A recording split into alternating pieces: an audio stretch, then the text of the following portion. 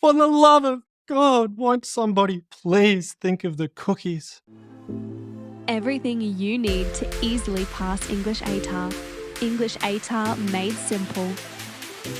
Powered by Saints Coaching. In case you were thinking, yes, I was considering taking up a career in acting. Welcome to the second review lesson of EAMS and the second last lesson of Module 4. After completing this lesson and the next, you'll have completed 2/3 of English ATAR made simple. As the title says, we will be going through how to review your practice response to a responding section question. Remember, the word practice is there to highlight that I don't expect you to use what we're about to go through in an exam. It's hard enough to finish an English ATAR exam as it is, and I don't want to place more pressure on you by expecting you to do all this additional stuff. Of course, if you happen to finish an exam early, the best thing you can do is review your responses. So remember, the reason why we're going through how to review your responses is so you can review your practice responses, see how you can improve, and then apply those improvements when it comes to your actual marked assessments. The objective of this lesson is pretty simple. We like simplicity. Review each paragraph of the Everything, Everywhere, All at Once essay. Over the past 3 lessons, we've discussed the introduction, body paragraphs, and conclusions separately, and focused on how all of those paragraphs use the double-ended funnel essay structure that we've learnt. This lesson is going to look at all 5 of those paragraphs together and how we can incorporate the principles that we learned in the review lesson in Module 3 to review and improve our writing that we've done in this module. As we did in the review lesson in Module 3, we're not going to review each and every change that I've made to these paragraphs. Rather, we're just going to focus on the main ones. That being said, it wouldn't hurt for you to identify and examine the changes that we don't discuss and try to determine why those changes have been made. Okay, be quiet, Lennox. Let's get into lesson objectives. Firstly, we will revisit the main principles addressed in Module 3's review lesson. We will reiterate why it's essential to review your responses. There was a little hint in the intro to this video,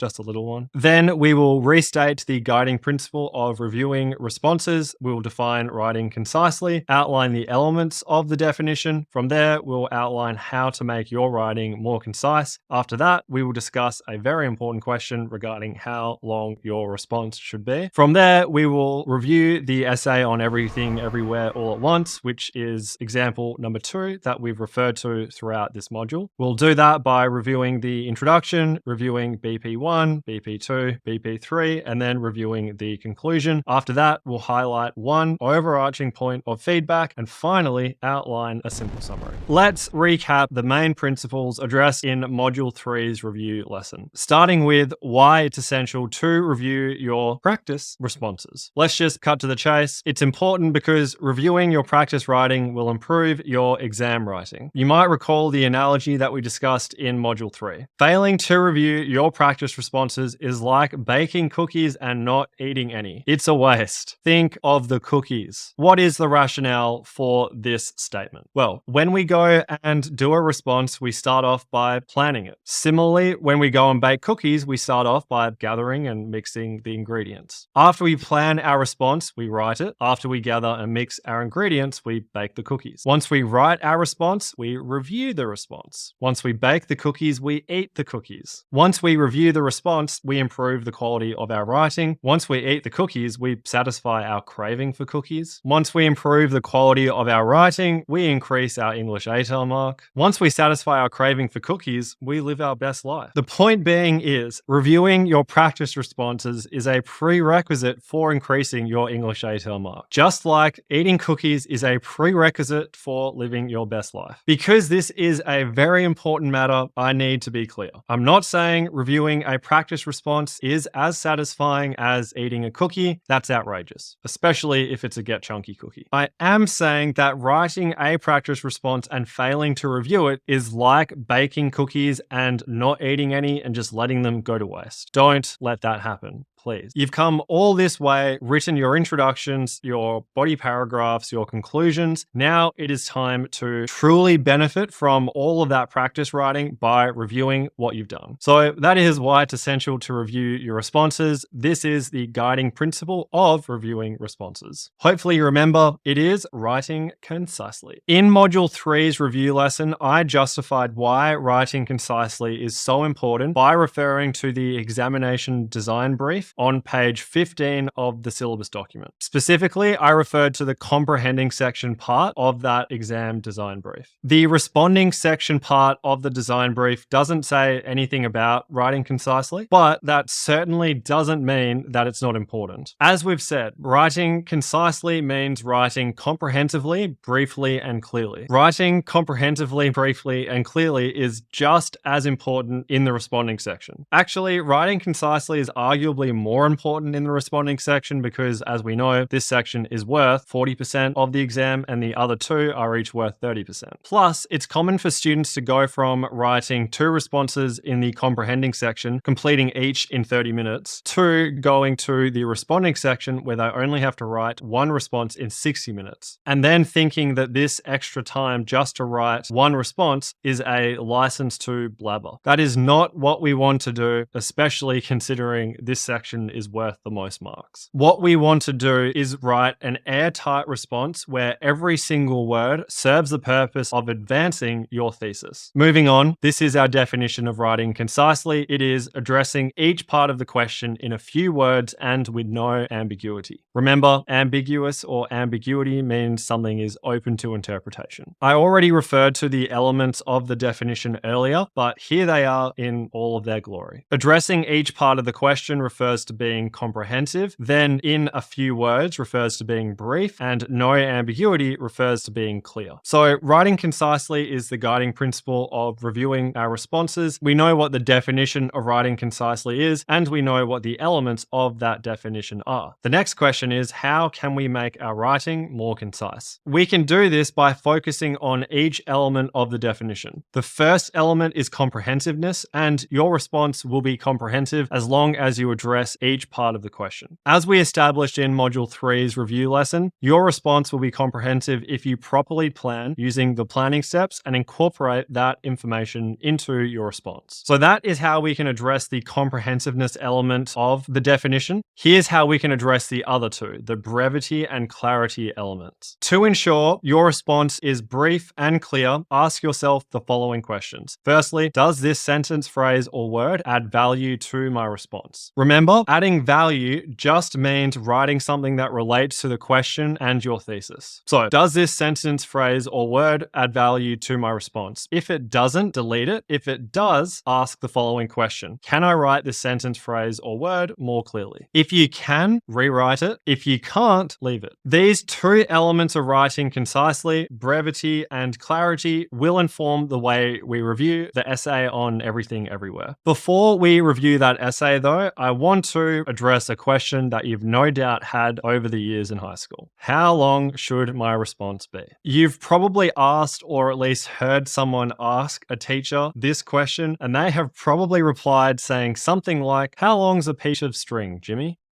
While there is some truth to that answer, as there is technically no right or wrong length, the answer is nonetheless a bit of a cop-out. So in my nerdy quest to get a clearer answer to this question, I asked a former head of English at my high school when I was in year 12, and this is what he said. A year 12 student should aim to write 1 page of quality content every 10 minutes in an exam that requires you to write long-form responses like essays. This teacher's response to the question of how long my response should be has stuck with me ever since, even throughout uni. This response has been so helpful for me because it made me realize the following. The only way you can write 1 page of quality content every 10 minutes in an exam that requires you to write long-form responses, assuming you've got normal-sized handwriting and are writing legibly, is to practice writing under time conditions a lot and to know your content. Anyway, I want to emphasize emphasize the following. 1 page of quality content every 10 minutes is a guide, not a rule. And I suggest you bear it in mind as you continue your practice writing. Okay, even though this answer is more useful than the rhetorical question of how long is a piece of string, it still doesn't give us a very clear answer. So here's one. As a general rule of thumb, your responding section essay should be 3 to 5 pages long, not including your plan. Why 3 to 5 pages? Let me explain. Here are the requirements of an average 3-page response. Firstly, your writing should be concise. Secondly, the quantity of your analysis will be low to medium. And thirdly, your writing pace will be slow to medium. Here's how you go from an average 3-page response to a good 4-page response. Once again, your writing will be concise. The quantity of your analysis goes up a little bit, goes to medium. And then your writing pace also goes up to medium. And here's how you go from a good 4-page response to an excellent 5-page response. Once again, we have concise writing, but then you have a high quantity of analysis, and your writing pace is fast and legible or readable. By the way, when I say quantity of analysis, what I mean by this is the amount of quality analyzing you do in the explain part of TEAL in each body paragraph. In other words, if you want to go from an average 3-page response to an excellent 5-page response, you should aim to extend the length while maintaining or increasing the quality of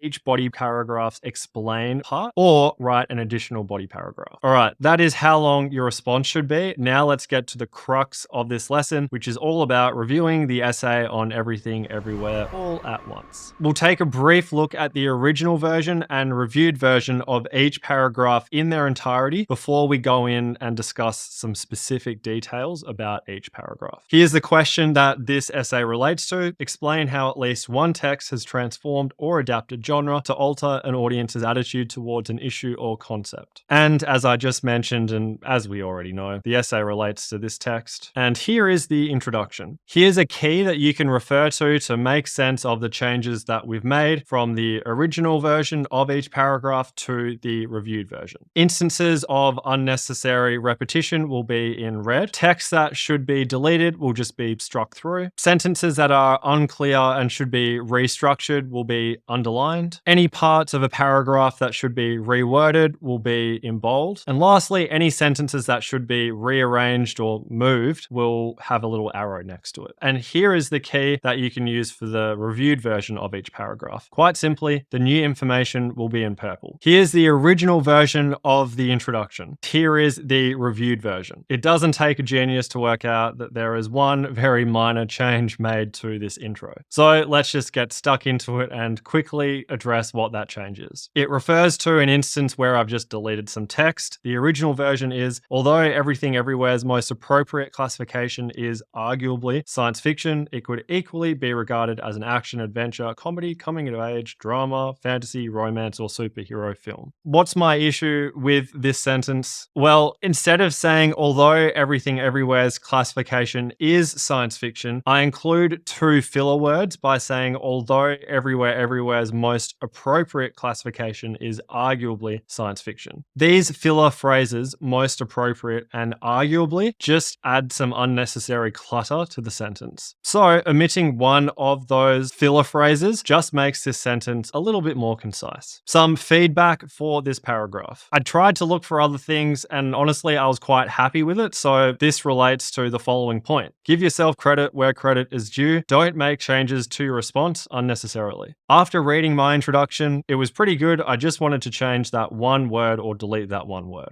That's the introduction out of the way. Let's turn to body paragraph 1. Here's the original version of body paragraph 1, and here is the reviewed version. As usual, both versions are reproduced in the PDF study notes for this lesson, so pause the video now, have a read of each one, trying to identify some of the differences made in the reviewed version, and then we'll come back and discuss some of those main differences. One of those main differences relates to some deleted text. A really basic example of deleting some text is in the following example. One prime example is through the motif of the everything bagel. In short, I deleted the word through because the example is the motif. The example is not through the motif. The word through here doesn't make sense. Now let's take a look at an instance of rearranging some of the sentence structure. The original version reads as follows. This is counterbalanced through the motif of a googly eye, a white circle with a black center, which Evelyn sports on her forehead in the film's final act as she tries to prevent Jobu Tubaki from jumping inside of the everything bagel. This original version goes to the following reviewed version. The motif of a googly eye, a white circle with a black center, counterbalances the everything bagel. Evelyn sports a googly eye on her forehead in the film's final act as she tries to prevent Jobu from jumping inside the everything bagel. The syntax of the first sentence in this reviewed version is rearranged so it's written in the active voice. We go from this is counterbalanced through the motif of a googly eye versus the motif of a googly eye is counterbalanced. Also, breaking up the information from the original one into two sentences just makes it clearer than the first version. This first sentence was a bit of a mouthful, but when it's turned into two, it feels more digestible. Now let's take a look at an instance of rewording a sentence. We go from the following original version to the following reviewed version. The fact that Evelyn succeeds in her quest to convince Jobu from destroying herself with the everything bagel suggests that understanding one's relative insignificance in the universe need not be a cause for giving up on life, but rather an encouraging nudge to make the most of it. We go from that original version to Evelyn's success in her quest to convince Jobu not to destroy herself highlights that it is possible to reevaluate one's adherence to absurdism and live a fulfilling life. The original version, it sounds nice, but it isn't brief and it isn't that clear. For instance, the fact that Evelyn succeeds could easily just be reworded to say Evelyn's success. These words, the fact that, aren't necessary. This is another good example of a one-percenter, a bunch of which really add up over an entire essay. Here's some overarching feedback for body paragraph 1. Identify and reword long sentences so they say the same thing in fewer words, or so they say the same thing in fewer words. Introduction and body paragraph 1 done. Let's take a look at BP2. Here's the original version of it. Hopefully you'll recall from the lesson on body paragraphs that there are quite a few issues with this body paragraph. In that lesson on body paragraphs, we saw that firstly, this example is too long, the explain is too short, and the explain actually contradicts my thesis. I mentioned that this explain contradicts my thesis in that lesson on body paragraphs, but I didn't directly address why it does that. Why does this explain directly contradict my thesis? We'll get to that in a sec, but first, here is the original version, and then this is the reviewed version. Like we did with the other body paragraph, have a read of both, try and identify the similarities and differences between them, and then we'll discuss some comments. The first round of comments relates to an instance of deleted text. This is one sentence that I deleted. I'd like you to pause the video again and just read the part of the body paragraph in the original one that includes this sentence, and then read the reviewed version that doesn't include this sentence.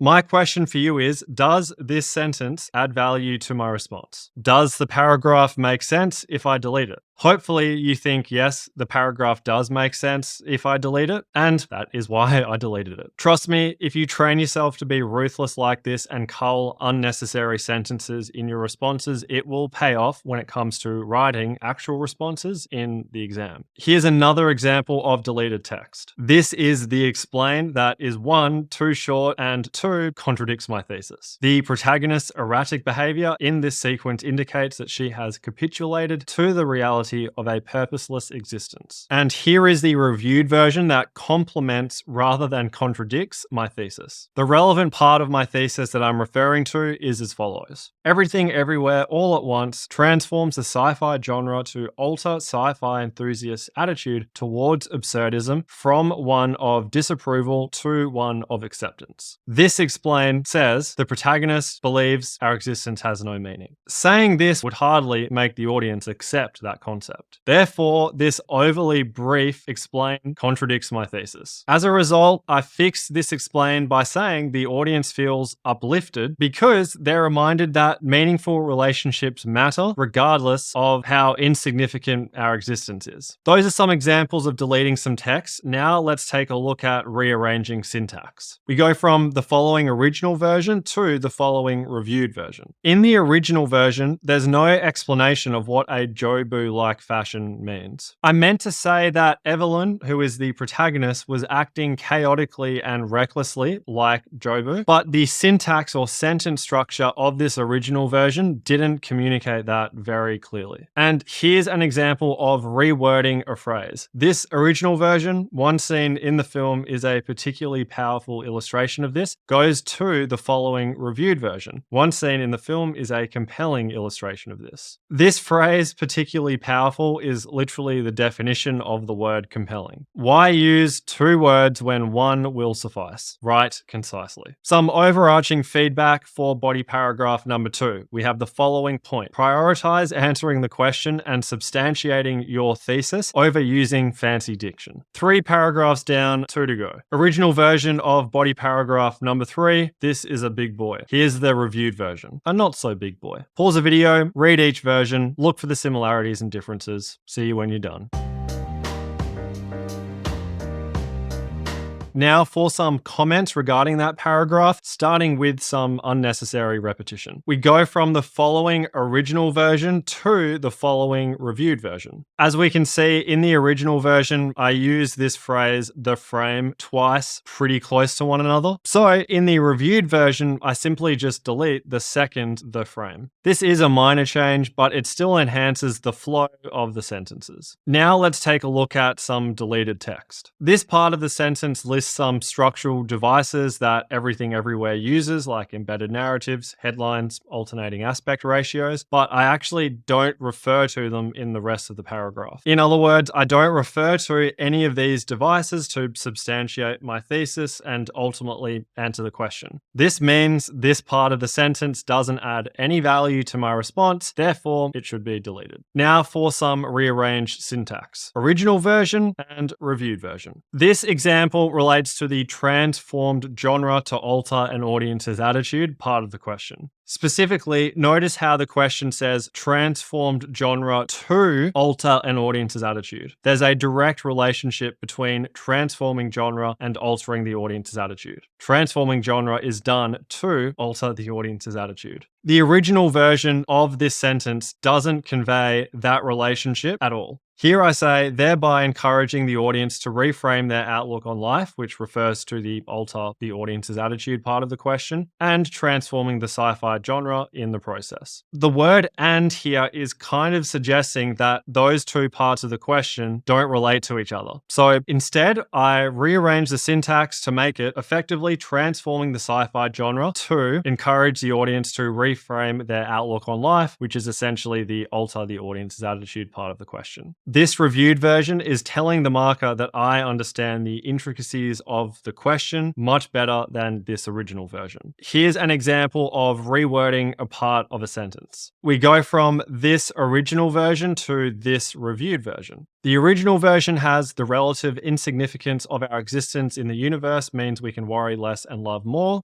The reviewed version has an awareness of our insignificance in the universe is cause to cherish the people close to us. The original version is a bit too wordy, mainly this part, relative insignificance of our existence, and cliched, mainly this part, worry less and love more. The reviewed version is clearer. That's the paragraph. Here is a point of feedback in relation to it. Ensure the syntax of your sentences indicates that you understand how the main elements of the question relate to one another. This point of feedback relates to the example before last that we discussed. Also, don't mention something in the topic sentence or elaboration if you're not going to refer to it in the rest of the paragraph. Third body paragraph done. We've got one more to go. Obviously, that is the conclusion. Let's get it done. Here's the original version of this conclusion, and here is the reviewed version. One last time, pause the video, read each one, look out for the similarities and differences, blah, blah, blah. Some comments in relation to this conclusion. Firstly, let's take a look at some unnecessary repetition. Here is the original version, and here is the reviewed version. Basically, all of this stuff in the original version is in red and bold because there are two sentences, and each one essentially says the same thing in a different way. And that same thing is, absurdism initially sounds depressing. Here, in this first sentence, I directly say it seems depressing, and then in this second sentence, I indirectly say that by saying absurdism denies the value of all we hold dear. That's pretty depressing. So, to make this paragraph briefer, I use the following reviewed version instead. An audience is unlikely to be receptive to the notion that humanity's existence is purposeless because it ostensibly denies the value of all we hold dear. The word ostensibly means on the surface or apparently. By the way, this is an example of unnecessary repetition of what the words mean rather than unnecessary repetition of the words themselves.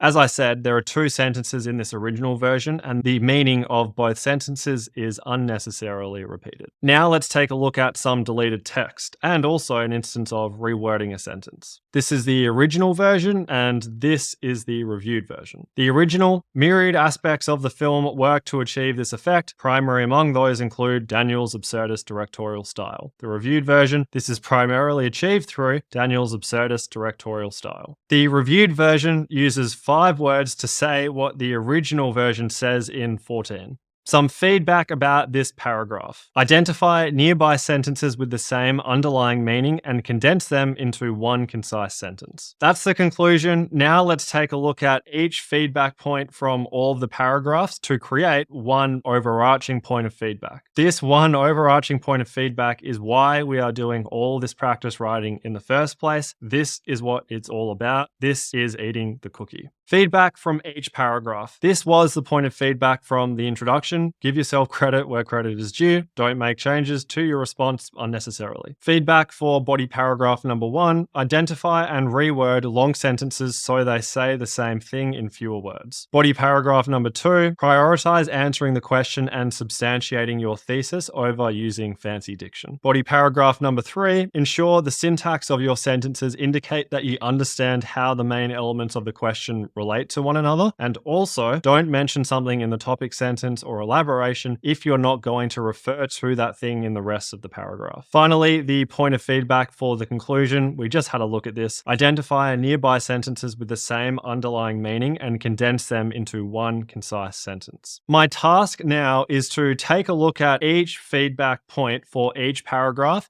and then look for the theme that comes through in those 5 points. What's something that's similar among those 5 points or a couple of them? What's the main thing that I think I should bear in mind as I go into my next assessment about this topic? For me, I think that one overarching point of feedback is as follows. Don't write 2 sentences when you can communicate the same point in one. This is the one thing I will focus on the next time I go and complete a responding section. Keep it simple. The relevant key takeaway for this final part of the lesson is as follows. Use the feedback you give yourself for each paragraph of a response to create one overarching point of feedback. Done for this lesson. Last simple summary for this module. Let's go. First main part of the lesson, we looked at the main principles addressed in module 3's review lesson. Subpart of this part of the lesson was why it's essential to review your responses, and that is reviewing your practice writing will improve your exam writing, and failing to review your practice responses is like baking cookies and not eating any. It's a waste. Then we discussed the guiding principle of reviewing responses, and that is writing concisely. From there, we looked at the definition of writing concisely. The definition is addressing each part of the question in a few words and with no ambiguity. Then we revisited the elements of that definition, of which there are 3. The addressing each part of the question part refers to the first element, which is being comprehensive. The a few words refers to being brief, and the no ambiguity refers to being clear. Then we discussed how to make your writing more concise. Remember, your writing is concise concise if it is comprehensive, brief, and clear. And you can be comprehensive by addressing each part of the question. Your response will be comprehensive if you properly plan using the planning steps and incorporate that information into your response. Regarding the other two elements of the definition, clarity and brevity, you can ensure your response is both brief and clear by asking yourself the following questions. Firstly, does this sentence, phrase, or word add value to my response? Remember, adding value just means writing something that relates to the question and your thesis. So if the sentence, phrase, or word doesn't add value to your response, then simply delete it. If it does, ask, can I write this sentence, phrase, or word more clearly? If you can, rewrite it, and if you can't, just leave it. After revisiting these review principles, we address this question, how long should my response be?